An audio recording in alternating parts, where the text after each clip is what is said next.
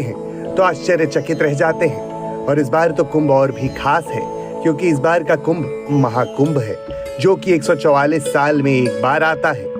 अब जब मौका खास है तो देश और दुनिया के करोड़ों श्रद्धालुओं का पहुंचने का सिलसिला भी जारी है। लोग महाकुंभ में पहुंच आस्था की डुबकी लगा रहे हैं, भजन कीर्तन हो रहा है और विभिन्न तरह के धार्मिक प्रक्रियाओं का हिस्सा बन रहे हैं, जिसकी वजह से हर रोज भारी संख्या में जनसैलाब उमड़ रहा है।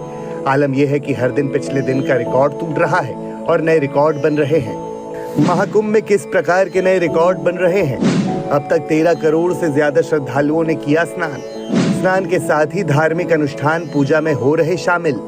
कल्पवासियों की संख्या में भी भारी इजाफा।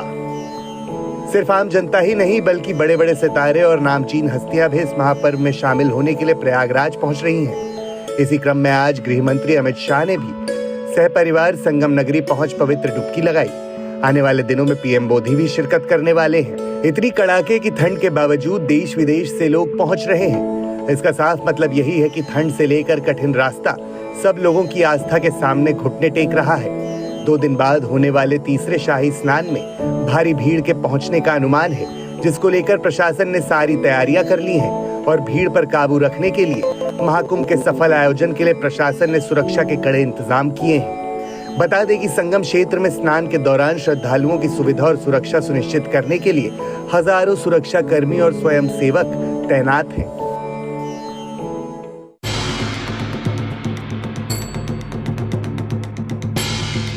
मौनी अमावस्या पर सबसे बड़ी तैयारी।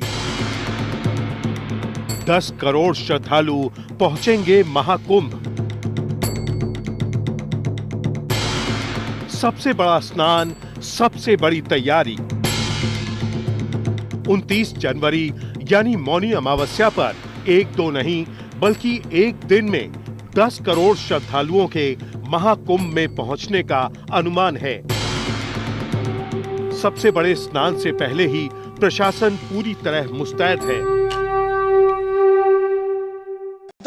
चलते रहने वाली धारा है, बहती रहने वाली धारा है, जैसे गंगा और यमुना की धारा। दरअसल महाकुंभ में मौनी अमावस्या के स्नान का विशेष महत्व है। इसे माघी अमावस्या भी कहा जाता है। यही वजह है कि संगम नगरी में रिकॉर्ड 10 करोड़ श्रद्धालुओं के आने का अनुमान है। श्रद्धालुओं की इतनी भारी संख्या को देखते हुए मेला प्रशासन की तरफ से तैयारियां की जा रही हैं। ट्रैफिक प्लान और भीड़ मैनेजमेंट का प्लान तैयार है।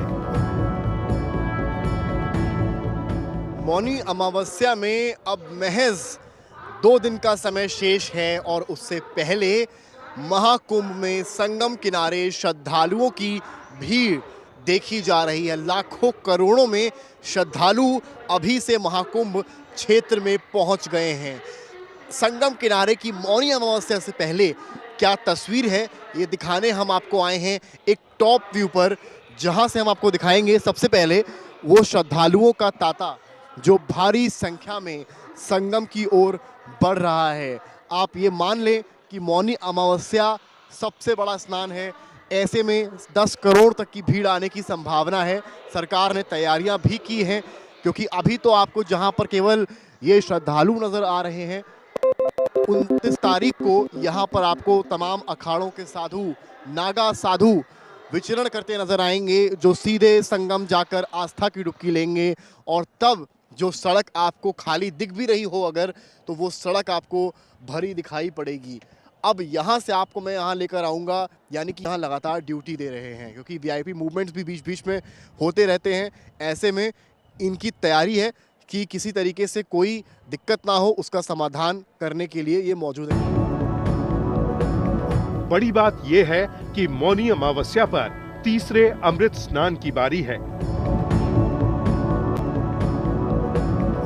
श्रद्धालुओं की भीड़ को देखते हुए पहले ही कुंभ नगरी में गाड़ियों की आवाजाही पर रोक है। लिहाजा कई दिन पहले से ही दूर दराज से आ रहे लोग सिर पर ही अपना सामान लेकर कई किलोमीटर पैदल चलते हुए संगम स्नान के लिए पहुंचने लगे हैं। महाकुंभ में 40 करोड़ से ज्यादा श्रद्धालुओं के आने की संभावना है। जिन लोगों को बुरा लगता है कि साहब सरकार का पैसा सुविधा बढ़ाने में क्यों लगा है, सिटी डेवलपमेंट प्लान कैसे 1 करोड़ रुपए के लिए एक महाकुंभ देता है तो अस्थायी इंफ्रास्ट्रक्चर तो यहीं के लिए है।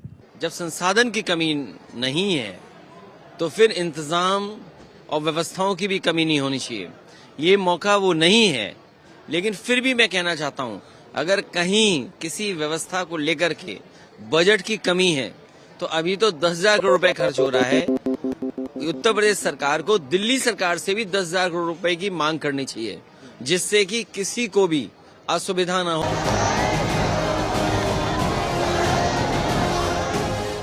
महाकुंभ में संतों के समागम के बीच इस बार सनातन संस्कृति की जबरदस्त गूंज हो रही है। प्रयागराज महाकुंभ में देश भर के साधु सन्यासियों की मौजूदगी में इस बार सनातन बोर्ड की मांग भी जोर पकड़ रही है।